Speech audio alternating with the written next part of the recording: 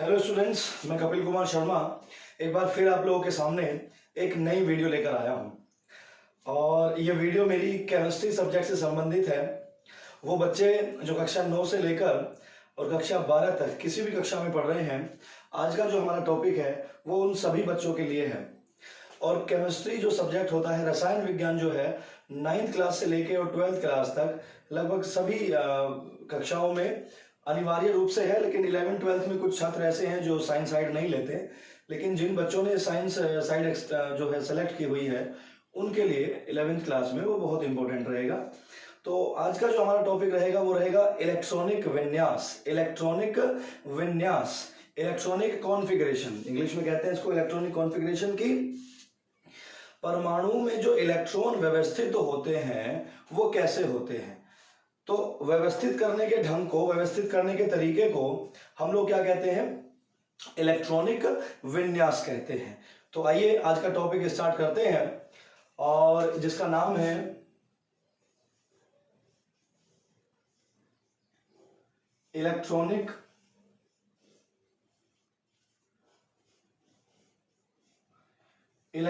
विन्यास।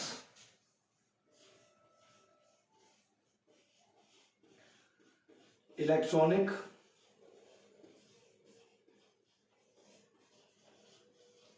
Configuration. Electronic configuration, इसकी परिभाषा को आप लोग समझने की कोशिश कीजिएगा कि परमाणु के अंदर इलेक्ट्रॉनों को व्यवस्थित करने के ढंग को, व्यवस्थित करने के मतलब कि परमाणु में इलेक्ट्रॉन किस तरीके से, किस कक्षा में कितने इलेक्ट्रॉन आते हैं, उस क्रम को, उस ढंग को हम लोग क्या कहते हैं? इलेक्ट्रॉनिक विन्यास कहते हैं। इलेक्ट्रॉनिक विन्यास को हम लोग नॉर्मली N, L और X से भी दर्शाते हैं। N, L और X से भी दर्शाते हैं। कल वाली वीडियो मैंने आपको बताया था क्वांटम संख्याओं के बारे में। तो यहाँ जो ये N है, ये मुख्य क्वांटम संख्या अर्थात मुख्य ऊर्जा स्तर को दर्शा रहा है जिसमें इलेक्ट्रॉन चक्कर लगाता है। और जो हमारी L है वो बताता है उपकोष कौन सा है, S में या P में या D उपकोष में, कौन से उपकोष में इलेक्ट्रॉन भरना है। और ये जहाँ पे X है, X बताता है कि वास्तव में कितने इलेक्ट्रॉन है, 1 2 3 4। X जो है इलेक्ट्रॉनों की संख्या को प्रदर्शित कर रहा है। तो आप लोग जानते ही हैं, मैं एक बार थोड़ा सा फिर से रिवाइज करा देता हूँ कि जो परमाणु में गोल कक्षाएं होती हैं नाभिक के चारों ओर, उनमें कितने इलेक्ट्रॉन आते हैं। तो उनमें इलेक्ट्रॉन जो आते हैं, मैंने पहले वाली वीडियो में आपको बता रखा है कि किसके अनुसार आते हैं, 2n² के अनुसार आते हैं। तो पहली कक्षा में 2 इलेक्ट्रॉन आते हैं, दूसरी में 8 इलेक्ट्रॉन आते हैं, तीसरी में 18 इलेक्ट्रॉन आते हैं, और चौथी कक्षा में कितने इलेक्ट्रॉन आते हैं? 32 इलेक्ट्रॉन आते हैं। ध्यान रखिएगा थोड़ा सा। अच्छा, अब इलेक्ट्रॉनिक विन्यास जो है हम किसके अनुसार करते हैं? सबसे पहले आपको समझना है कि कोई भी एलिमेंट है, कोई भी एलिमेंट है, उस एलिमेंट के नीचे की तरफ जो संख्या होती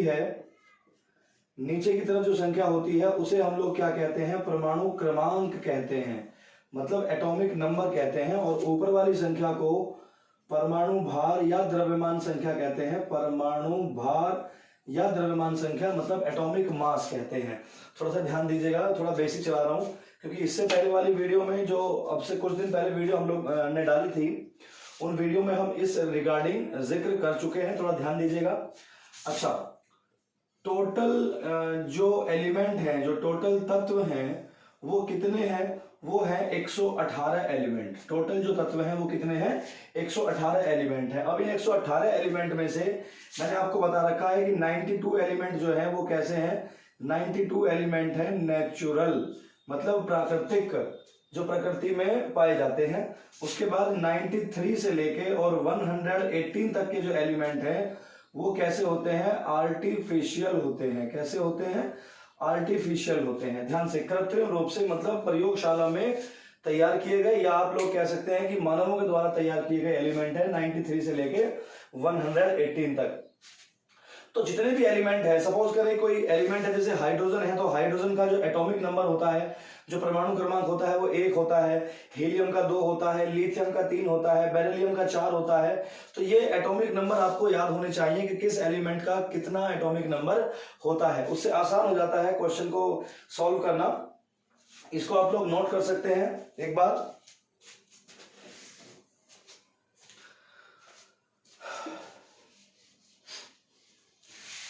इसको मिटा देते हैं अब।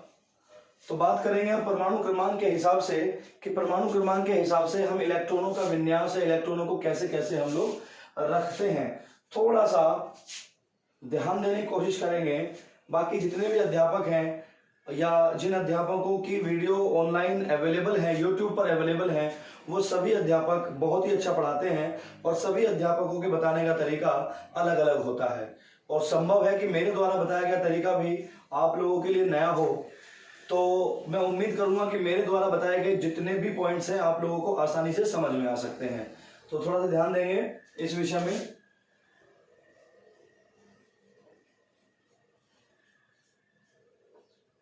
यहां लिख लेते हैं परमाणु क्रमांक, यहां लिख लेते हैं तत्व। मतलब परमाणु क्रमांक 1 जो है वो किसका है, वो है वो है हाइड्रोजन का। परमाणु क्रमांक 2 है वो किसका है, हीलियम का है। परमाणु क्रमांक 3 जो है वो किसका है, लिथियम का है।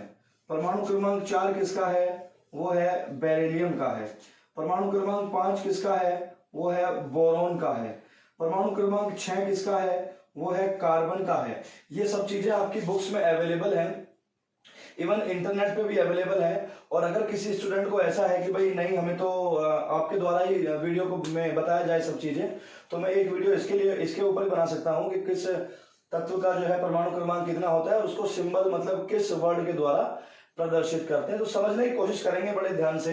ये 4 आप लोगों के पास बर्तन है, पहले ये समझिएगा, ये 4 अलग अलग मेजरमेंट के बर्तन है। ये मान लीजिए पहला बर्तन कितने किलो का है, 2 किलो का है, ध्यान से रखिएगा। दूसरा 8 किलो का है, तीसरा 18 किलो का है और एक बड़ा डब्बा है 32 किलो का। समझने की कोशिश करेंगे, ये किलो है। और किसी भी व्यक्ति को, किसी भी बच्चे को 1 किलो दूध लेने के लिए जाना है, 1 किलो दूध लेने के लिए जाना है, तो वो पहले कौन सा डिब्बा लेके जाएगा, सबसे छोटे वाला। सबसे छोटा डिब्बा कौन सा है, 2 किलो। वैसे तो इसमें आ सकता है 2 किलो दूध आ सकता है, क्योंकि 2 का है, उसका मेजरमेंट उतना है। लेकिन जरूरत कितने की है, 1 की है। तो हम लोग इसका इलेक्ट्रॉनिक कॉन्फ़िगरेशन कैसे करेंगे, इस तरीके से करेंगे कि इसमें 1 ही इलेक्ट्रॉन आएगा। इस तरीके से यहाँ नाभिक बना सकते हैं, नाभिक के चारों ओर एक कक्षा बना सकते हैं और इस इलेक्ट्रॉन को हम लोग यहाँ कुछ इस तरीके से प्रदर्शित करते हैं। थोड़ा सा ध्यान दीजिएगा। अब अगले दिन ये वाला बच्चा जो है, कोई एक स्टूडेंट जो है 2 किलो दूध लेने के लिए गया, तो वो 2 किलो वाली डिब्बी ले जाएगा। ध्यान दीजिएगा। तो 2 किलो में कितना आ सकता है, सीधा 2 आ सकता है। तो यहाँ पे एक नाभिक बनेगा, नाभिक के चारों ओर जो कक्षा बनेगी उसमें कितने इलेक्ट्रॉन बना सकते हैं हम लोग, 2 इलेक्ट्रॉन बना सकते हैं। अगले दिन जो है भैया ये स्टूडेंट कितने किलो दूध लेने के लिए गया, 3 किलो दूध लेने के लिए गया। तो 3 किलो दूध लेने के लिए उसको कौन कौन से डब्बे लेने पड़ेंगे या भरने पड़ेंगे। एक तो 2 वाला ले जाएगा, 2 वाला पूरा भर जाएगा, और 8 वाले में 8 आ सकता है, लेकिन फिर जरूरत कितनी पड़ेगी, 1 की पड़ेगी। थोड़ा ध्यान देंगे कि जो 3 किलो दूध लेने के लिए गया, तो पहले 2 में आ जाएगा, 2 वाली डिब्बी में 2 किलो दूध आ गया, कितना बचा, 1 बचा। तो वो 1 किलो दूध हम किस में ले सकते हैं, 8 वाली में ले सकते हैं, कुछ इस तरीके से। कितनी कक्षा बन गई, 1 कक्षा 2 कक्षा। ध्यान से देखिएगा। तो नाभिक के चारों तरफ हम लोगों ने कितनी कक्षा बना ली, नाभिक के चारों तरफ हमने 2 कक्षाएं बना ली। पहली कक्षा में कितने इलेक्ट्रॉन है, पहली कक्षा में 2 इलेक्ट्रॉन है। नाभिक के बिल्कुल बराबर वाली कक्षा पहली कहलाती है। और दूसरी कक्षा में कितने इलेक्ट्रॉन है, दूसरी कक्षा में है 1 इलेक्ट्रॉन। ये आप लोगों के लिए बहुत आसान है। अच्छा, परमाणु क्रमांक 4 है, इसमें कितने इलेक्ट्रॉन आते हैं, किस कक्षा में कितने इलेक्ट्रॉन आते हैं, ये आप सब लोग आसानी से बता सकते हैं। संभव है कि अगर आप 4 किलो दूध लेने के लिए जा रहे हैं तो 2 वाली में 2 आ जाएगा, 2 वाली में 2 आ जाएगा, और 8 वाली में कितना आ जाएगा, 2 आ जाएगा। कुछ इसी तरीके से 5 वाली में कितना आएगा, पहले वाली में 2 आ सकता है, 8 वाली में कितना आ जाएगा, 3 आ जाएगा। 6 में कैसे भरेंगे, फिर 2 और 4 भरेंगे। अगर ये वाली संरचना बनाना चाहते हैं, जैसे सपोज करें इसकी बनाना चाहते हैं, कितनी कक्षा है इसमें कितनी कक्षा है, 2 कक्षा है, 1 कक्षा और यहाँ पे 2 कक्षा। तो ये हम नाभिक लेंगे और नाभिक के चारों तरफ कितनी कक्षा बना देंगे, नाभिक के चारों तरफ 2 कक्षाएं बना देंगे। तो पहली में कितने हैं, पहली में 2 इलेक्ट्रॉन है, और दूसरी में कितने हैं, 3। दूसरी में कितने हैं, 3 इलेक्ट्रॉन है। कुछ इस तरीके से दर्शा सकते हैं। अब हम इसको मिटा लेते हैं एक बार। संभव है कि आप लोगों को थोड़ा थोड़ा समझ में आ रहा होगा।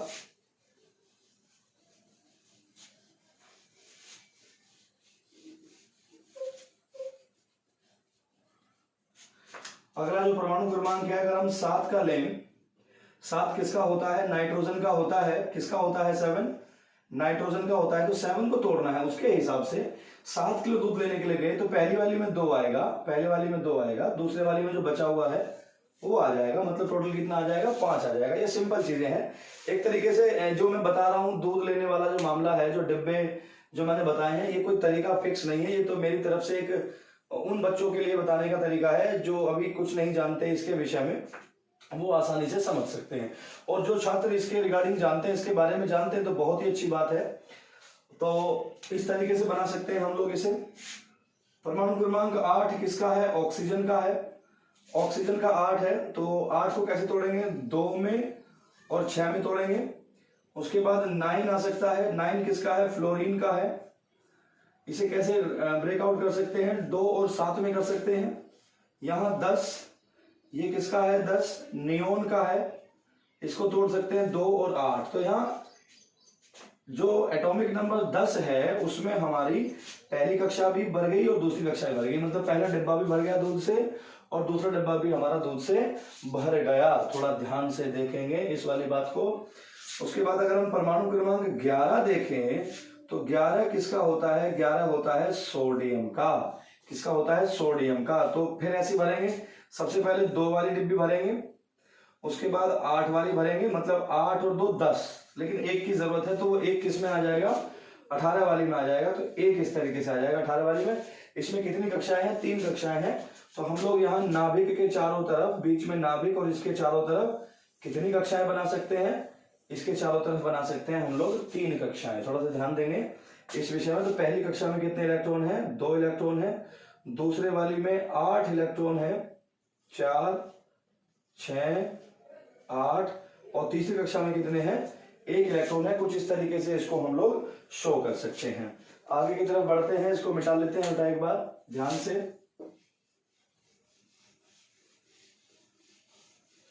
उम्मीद कर रहे हैं कि आप लोगों को मेरे द्वारा बताई गई बातें समझ में आ रही होंगी। चलिए, तो हमने कहां तक बताया? 11 तक बताया। अब एटॉमिक नंबर हम कौन सा ले लेते हैं? 12 ले लेते हैं। जो किसका है? 12 किसका है? 12 है मैग्नीशियम का। कुछ बच्चों के याद होगा, याद हो जाएगा तो बहुत ही अच्छी चीज है। ये केमिस्ट्री की बेसिक चीजें होती हैं। बहुत सारे चैप्टर ऐसे हैं जिसमें बेसिक चीजों का ज्ञान होना आप लोगों के लिए बहुत आवश्यक है। तो मैग्नीशियम का जो एटॉमिक नंबर है वो कितना है? 12 है। मैग्नीशियम का जो एटॉमिक नंबर है वो 12 है। तो 12 को कैसे तोड़ सकते हैं? पहली में 2, दूसरी में 8 और तीसरी में 2। कुछ इस तरीके से 13 को हम लोग कैसे तोड़? 13 किसका होता है पहले ये पता होना चाहिए। 13 होता है एल्यूमिनियम का। तो इसे तोड़ते हैं 2 8 और कितना कर सकते हैं? 3 कर सकते हैं। उसके बाद एटॉमिक नंबर 14 ले सकते हैं, ये सिलिका का है। तो इसे कैसे तोड़ेंगे? 2 8 और 4। थोड़ा ध्यान से देखेंगे। और 15 को कैसे तोड़ सकते हैं? 15 किसका होता है? फास्फोरस का होता है। 2 8 और इसको कैसे लेंगे? 5। फिर 16 किसका होता है? सल्फर का होता है, गंधक का होता है मतलब। तो इसे कैसे लेंगे? 2 8 और 6, 8 2 10 और 6 16। कुछ इस तरीके से हम लोग इन्हें बताते चले जाते हैं। ध्यान से देखेंगे। 16 के बाद कौन सा आता है? फिर 17 आता है। 17 किसका होता है? क्लोरीन का होता है 17। इसको तोड़ेंगे 2 8 और 7। पहली कक्षा में 2 आ गए, पहली में 2, दूसरी में 8 और जो बचे वो तीसरी कक्षा में आ गए, मतलब इसमें आ गए। 18 को ले लेते हैं पहले। 18 थोड़ा ध्यान से देखेंगे। 18 किसका होता है? आर्गन का होता है। इसको तोड़ लेते हैं 2 8 और 8। अभी तक तो जो मैं एग्जांपल बता रहा था आपको दूध के डिब्बों के हिसाब से, लेकिन अब यहाँ 2 परमाणु क्रमांक ऐसे हैं जहां कुछ परिवर्तन होना संभव होता है। जैसे 19 में क्या होता है? पहले 2 8 8 और सबसे लास्ट वाली कक्षा में क्या भरते हैं? 1 भरते हैं। ये किसका होता है? ये पोटेशियम का होता है। के मतलब पोटेशियम है यहाँ पे। उसके बाद है 20 का कैसे बनाएंगे? 2 8 8 और 2। यहाँ 1 है, यहाँ 2 है। इन दोनों में ही थोड़ा सा परिवर्तन दिखाई दे मिल रहा है। ये किसका होता है? 20। ये किसका होता है? Ca का होता है। तो मैंने नॉर्मली लगभग आपको 20 तत्व ऐसे बताए जिनका इलेक्ट्रॉनिक विन्यास भी करा रहा हूं मैं आपको। इवन मैंने उनके आपको तत्वों के नाम भी बता दिए, तो ये तत्वों के नाम आपको याद रखने पड़ेंगे। याद नहीं है तो बुक से अवेलेबल कराइए और आसानी से उनको रट सकते हैं, उन्हें याद कर सकते हैं। इसको मिटा देते हैं, ध्यान रखिएगा थोड़ा सा। तो अब हम लोग जो बात कर रहे थे 17 का बना दिया 18, 19, 20, तो तीसरी कक्षा में यहाँ 7 है, यहाँ तीसरी कक्षा में 8 है, जबकि यहाँ तीसरी कक्षा में 18 होना चाहिए था, लेकिन यहाँ 8 है। तो 8 मतलब 18 करने के लिए 8 के बाद 9 आना चाहिए, फिर 10 आना चाहिए, फिर 11 आना चाहिए, लेकिन यहाँ क्या, यहाँ तो तीसरी कक्षा में 8 ही रहा, चौथी कक्षा में 1 आ गया। तो अब हमें तीसरी कक्षा में कितने करने पड़ेंगे, तीसरी कक्षा में 18 करने पड़ेंगे। तो अब मैं तत्वों का नाम नहीं लिखूंगा, सीधा 21 पे आएगा। 21 से कैसे टूटेगा, 2, 8, और ये जो तीसरी कक्षा है जो 8 थी, 8 की जगह पे क्या लगा देंगे, यहाँ पे 9 लगा देंगे, और बाहरी कक्षा में 2 हमारे ऐसे ही रहेंगे, कोई चेंजेस नहीं होगा। फिर 22 पे लेंगे, 22 पे क्या कर सकते हैं, 2, 8, 10, 2। 23 पे कैसे कर सकते हैं, 2, 8, 11, 2। 24 पे कैसे कर सकते हैं, 2, 8, 12, 2।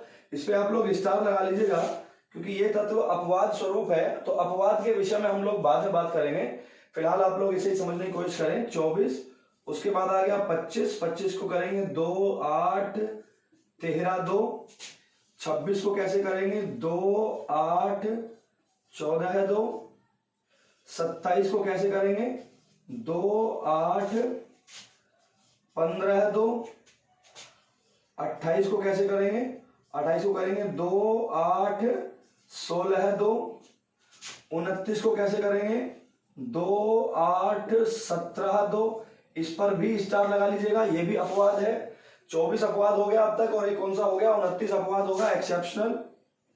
और 30 में क्या आएगा बेटा, 30 में आएगा 2, 8, 18, 2। कुछ इस तरीके से बात करते हैं। तो इस नियम के अनुसार मतलब पहली कक्षा में 2 होते हैं, वो आ गया 2। दूसरी कक्षा में 8 होते हैं, 8 आ गया। तीसरी कक्षा में 18 होते हैं, यहाँ 18 आ गया। चौथी कक्षा में फिलहाल यहाँ 2 है। थोड़ा और आगे की तरफ बढ़ते हैं, तो किस तरीके से बढ़ेंगे आगे वो ध्यान दीजिएगा थोड़ा, ज्यादा लंबी वीडियो नहीं खींचेंगे। तो 31 पे चलेंगे। 31 पे क्या आएगा, 2, 8 और यहाँ 18 ही रहेगा। और अब 2 वाली में क्या भरेंगे हम लोग, 3 भरेंगे, थोड़ा ध्यान से देखेंगे। और उसके बाद 32 आएगा। 32 में 2, 8, 18 और 4। 33 में क्या आएगा, 2, 8, 18 और 5 आएगा। 34 में क्या आएगा, 2, 8, 18 और क्या आएगा, 6 आएगा। 35 में क्या आएगा, 2, 8, 18 और 7 आएगा। और 36 में क्या आएगा, 2, 8, 18 और क्या आएगा, 8 आएगा। यहाँ 8 आ गया। थोड़ा सा ध्यान से देखने की कोशिश करेंगे। कुछ टाइम पहले लगभग हमारा 18 जो था, 18 पे भी ऐसे ही आया था, 2, 8 और 8। बाहर वाली कक्षा में क्या आया था, बाहर वाली कक्षा में 8 आया था। तो इस बाहर वाली कक्षा में जैसे ही 8 आया था, तो हमने 19 में क्या किया था, 19 में हमने किया था कि एक नई कक्षा का आरंभ कर दिया था। पहले 1 भरा था और फिर 20 में क्या भरा था, 2, 8, 8 क्या भरा था, 2 भरा था। तो जैसे 8 यहाँ आया लास्ट में, ऐसे ही 8 यहाँ आया। तो फिर हमें क्या काम करना होगा, एक नई कक्षा का सृजन करना होगा, एक नई कक्षा बनानी होगी। तो हम लोग यहाँ 37 में क्या करेंगे, 2, 8, 18, 8 और फिर क्या बना देंगे, ये करने के बाद एक नई कक्षा बना देंगे। 38 पे जाएंगे, 2, 8, 18, 8 और कहां तक करेंगे, 2 भर गया। तो इससे जो आगे की जो टॉपिक्स हैं, जो आगे का कॉन्फ़िगरेशन है, वो आप लोग खुद कर सकते हैं कि यहाँ 8 वाले में पहले कहां तक भरेंगे, 18 तक भरेंगे। 18 में भरने के बाद फिर इस 2 में कहां तक भरेंगे, 8 तक भरेंगे। 8 में भरने के बाद फिर आप क्या काम करेंगे, 1 और 2 बनाएंगे और फिर चौथी कक्षा को आप क्या करेंगे, पूरा करेंगे, मतलब 32 तक भरेंगे। तो वीडियो ज्यादा ना लंबी बने, मैंने आपको लगभग 37-38 तक बता दिए हैं। कुछ और बात भी बतानी है उससे संबंधित, तो हम लोग इसे क्या कर देते हैं, अभी मिटा देते हैं। आप लोगों को समझ में आ गया होगा।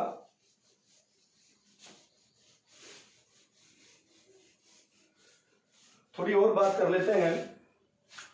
अब हम लोग जो बात करने जा रहे हैं वो करने जा रहे हैं, जैसे कुछ बच्चे आवेश कहते हैं कि किस तत्व के ऊपर कितने आवेश आते हैं, या आयन कैसे हम लोग लिखते हैं इन तत्वों के ऊपर, तो उसके विषय में बात करते हैं।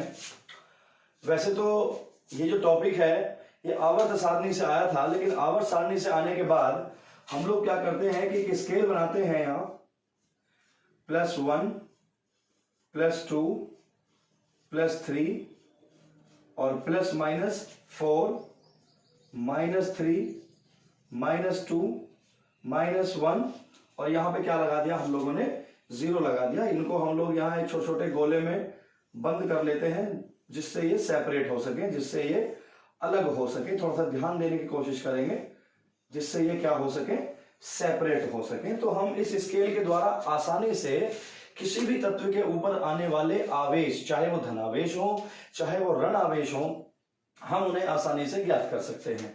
अब हम लोग सपोज करके देखते हैं, जैसे मैग्नीशियम के बारे में मैंने बात की थी। मैग्नीशियम का एटॉमिक नंबर कितना था, 12 था। आपकी कॉपी में लिखा हुआ भी होगा। इसको हम लोग कैसे तोड़ते हैं, इसको हम लोग तोड़ते हैं 2 8 2 में तोड़ते हैं। तो मतलब जो बाहर वाली कक्षा है उसमें कितने इलेक्ट्रॉन हैं, बाहर वाली कक्षा में 2 इलेक्ट्रॉन हैं, तो 2 को गिन देते हैं, इस पे 1 और 2 गिन देते हैं। मतलब इसके ऊपर कितने आ सकते हैं, Mg के ऊपर प्लस के 2 आवेश आ सकते हैं या होते हैं।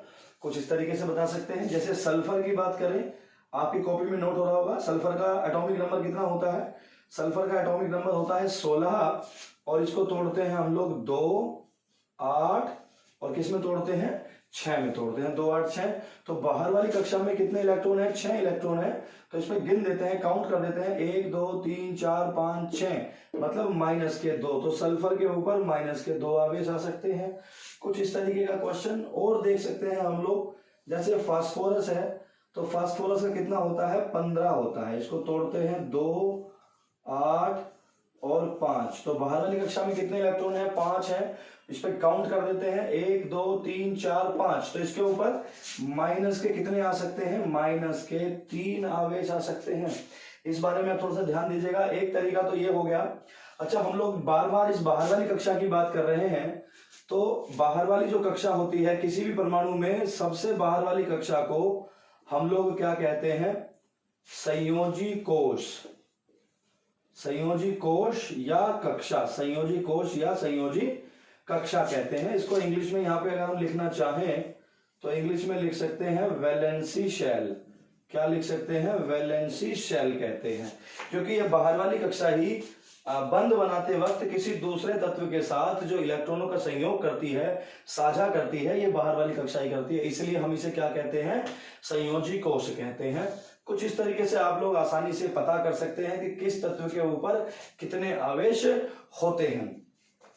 तो थोड़ा सा और आगे की तरफ बढ़ते हैं। मैं उम्मीद करता हूं कि आप लोगों को और समझ में आएगा। अगर ये चार्जेस निकालने हैं तो चार्जेस निकालने के लिए हम लोग, आप जानते हैं कि सभी तत्व, इस बात को ध्यान रखिएगा कि सभी तत्व ये कोशिश करते हैं कि उनकी बाहर वाली कक्षा में 8 इलेक्ट्रॉन हो जाएं। सबसे बाहर वाली कक्षा में कितने इलेक्ट्रॉन हो जाएं, 8 इलेक्ट्रॉन हो जाएं। तो अगर ऐसा हो जाता है तो तत्व जो है वो अक्रिय गैस का, उत्कृष्ट गैस का या अक्रिय गैस का, नोबल गैस भी कहते हैं, उनका इलेक्ट्रॉनिक विन्यास प्राप्त कर लेते हैं। मतलब फिर वो उसके बाद किसी से क्रिया नहीं करते, कहते हैं कि स्थायी हो जाते हैं, फिर स्टेबल हो जाते हैं, किसी के साथ कोई क्रिया नहीं करते। तो हर तत्व अपनी बाहर वाली कक्षा में 8 इलेक्ट्रॉन करने की कोशिश करता है। उसके लिए या तो वो अपनी बाहर वाली कक्षा से इलेक्ट्रॉनों को निकालेगा या किसी दूसरे तत्व से इलेक्ट्रॉन ग्रहण करेगा। ध्यान रखिएगा।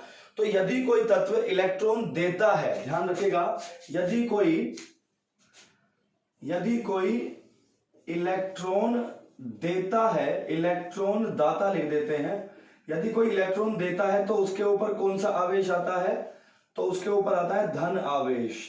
मतलब अगर किसी ने 1 इलेक्ट्रॉन माइनस किया तो प्लस का 1 आएगा, और माइनस के 2 इलेक्ट्रॉन, मतलब 2 इलेक्ट्रॉन निकाले, 2 इलेक्ट्रॉन किसी और को दे दिए तो प्लस के 2 आवेश। मतलब जितने इलेक्ट्रॉन वो निकालेगा उसके ऊपर उतने ही प्लस के चार्ज आएंगे। इस बात को ध्यान रखिएगा। और अगर हम बात करें इलेक्ट्रॉन ग्रहण करने वाले की, इलेक्ट्रॉन हम उसे यहां क्या लिख देते हैं, इलेक्ट्रॉन ग्राही लिख देते हैं। तो उसके ऊपर कौन सा चार्ज आएगा, माइनस का चार्ज आएगा अगर कोई इलेक्ट्रॉन को ग्रहण कर रहा है। थोड़ा ध्यान से देखेंगे, मतलब उस पर कौन सा आवेश आएगा, उस पर आएगा ऋण आवेश आएगा। ध्यान दीजिएगा, ऋण आवेश आ जाएगा। मतलब अगर किसी ने 1 इलेक्ट्रॉन ग्रहण कर लिया, प्लस कर लिया, तो माइनस का 1 आवेश, और अगर किसी ने 2 इलेक्ट्रॉन प्लस कर लिए अपने में ग्रहण कर लिए तो कितने आ जाएंगे, उसके ऊपर माइनस के 2 आवेश आ जाएंगे। मतलब देने वाले को प्लस धनावेश और लेने वाले के ऊपर ऋण आवेश। इस बात को ध्यान रखें। अब जैसे हम बात कर रहे थे सल्फर की, तो सल्फर का इलेक्ट्रॉनिक विन्यास करते हैं हम लोग 16 का 2 8 6। तो इसकी बाहर वाली कक्षा में कितने इलेक्ट्रॉन है, इसकी बाहर वाली कक्षा में 6 इलेक्ट्रॉन है। 8 इलेक्ट्रॉन करने के लिए इसको कितने की जरूरत है, 2 की। तो कोई भी तत्व, ध्यान रखिएगा, कोई भी तत्व 4 इलेक्ट्रॉन से ज्यादा ना तो देगा और ना ही 4 इलेक्ट्रॉन से ज्यादा लेगा। 4 से ज्यादा नहीं, ध्यान रखिए, कोई भी तत्व 4 इलेक्ट्रॉन से ज्यादा ना तो किसी को देगा और ना 4 इलेक्ट्रॉन से ज्यादा लेगा। मतलब 118 तत्वों में से जितने भी एलिमेंट हैं सबके ऊपर ज्यादा से ज्यादा प्लस के या माइनस के कितने आवेश हो सकते हैं, 4 आवेश हो सकते हैं। जो बच्चे केमिस्ट्री इस समय पढ़ रहे हैं या जो बच्चे केमिस्ट्री का अध्ययन कर रहे हैं वो समझ सकते हैं, किसी से क्वेश्चन कर सकते हैं कि भाई अधिकतम किसी तत्व के ऊपर कितने आवेश आ सकते हैं। तो उसका आंसर होगा 4 आ सकते हैं, या तो वो माइनस के होंगे या वो प्लस के होंगे। ध्यान दीजिएगा। तो इसको 8 इलेक्ट्रॉन करने के लिए कितने की जरूरत है, 2 की जरूरत है। अब ये अपनी बाहर वाली कक्षा से 6 तो निकाल नहीं सकता, इसलिए किसी से 2 इलेक्ट्रॉन ले लेगा। तो मैंने क्या बताया था, इलेक्ट्रॉन लेने वाले पर कौन सा आवेश आता है, माइनस आवेश आता है। तो ये कितने इलेक्ट्रॉन ग्रहण करेगा, 2 इलेक्ट्रॉन ग्रहण करेगा। तो इसके ऊपर कौन सा आवेश आएंगे, सल्फर के ऊपर माइनस के 2 आएंगे, क्योंकि इसने 2 इलेक्ट्रॉन लिए। और अगर कोई 2 इलेक्ट्रॉन या 3 इलेक्ट्रॉन दे रहा है तो उसके ऊपर प्लस के 4 जाएंगे। तो मैं आशा करता हूं कि मेरे द्वारा बताई गई कुछ टॉपिक्स, कुछ हेडिंग या कुछ इंपॉर्टेंट ट्रिक आप लोगों को समझ में आ गई होंगी। आज की वीडियो कुछ सामान्य वीडियो थी, जनरल वीडियो थी जो केमिस्ट्री से संबंधित है। और अगर ये इलेक्ट्रॉनिक कॉन्फ़िगरेशन करने आप लोगों ने सीख लिए तो केमिस्ट्री आप लोगों के लिए काफी हद तक आसान हो जाएगी। तो वे सभी स्टूडेंट जिन्होंने हमारा YouTube चैनल अभी तक सब्सक्राइब नहीं किया है तो कृपया करके हमारा YouTube चैनल सब्सक्राइब कर दीजिए, और आगे आने वाली जो वीडियो है वो आप लोगों तक समय से पहले पहुंचती रहेगी। आगे आने वाली वीडियो को प्राप्त करने के लिए सब्सक्राइब, और अगली वीडियो आने तक नमस्कार।